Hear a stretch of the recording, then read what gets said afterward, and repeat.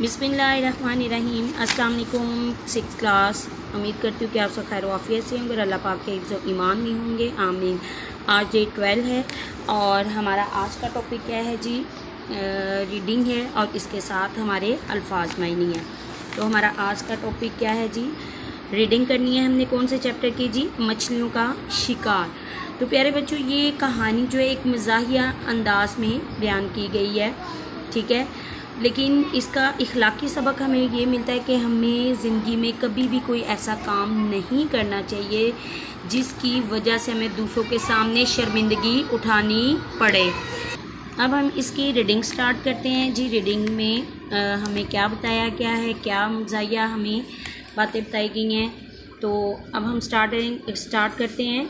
हम हर इतवार झील के किनारे गुज़रते, बड़े एहतमाम से मछलियाँ पकड़ने का प्रोग्राम बनता। मछलियाँ पकड़ने का सामान भी साथ होता। हमारे मछलियाँ पकड़ने के तरीके भी सही थे, लेकिन हमने कभी वहाँ एक मछली नहीं पकड़ी। इंजीनियर साहब और डॉक्टर साहब का ख्याल था कि इस झील में मछलियाँ बिल्कुल नहीं हैं। झील के पानी में कोई ख़राबी है।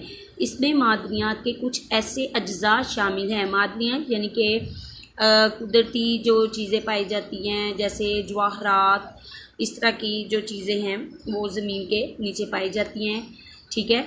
तो जिनकी वजह से मछलियाँ ज़िंदा नहीं रह सकती थी। हम उदास होते या हमें धमकाया जाता तो हम सीधे झील का रुख करते, घास पर बैठ जाते, बादशाहों, परियों और बहरी डाकुओं की कहानियाँ पढ़ते। हम दूसरे किनारे की बातें करते, जिसे देखने का हमें बेहद शौक़ था। हमने कई मरतबा इरादा किया कि झील को अबूर करके यानी कि पार करके दूसरी तरफ जा पहुँचे, लेकिन कश्ती ना मिल सकी, ना हमें तैरना आता था। अगर वो झील वहाँ ना होती तो न जाने हम दिन किस तरह गुजारते, क्योंकि घर में हर एक हम दोनों का दुश्मन था और डांट पिलाने पर लगा हुआ था। तो 6th क्लास आपने यहाँ तक रीडिंग जो है इसकी दोहराई करनी है, इसके साथ अल्फाज मायनी है जो आपने राइट भी करने हैं और याद भी करने हैं। सबसे पहले क्या लिखा हुआ है? खुशनुमा। खुशनुमा का क्या मतलब होता है? दिलचस्प। अब नेक्स्ट क्या है जी? एहतमाम। एहतमाम यानी कि बंदोबस्त करना या इंतज़ाम करना।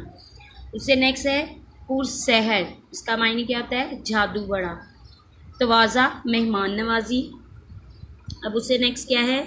शुबहात, शक की जमा या शुबा की जमा। नेक्स्ट है वसूक। वसूक का मतलब होता है यकीन। खुशू खुजू, आजिज़ी करना। कियास आराई, सोचना या ख्याल करना, ठीक है। आपने इसको याद भी करना है और इसको राइट भी करना है। ओके, टेक केयर, अल्लाह हाफिज़।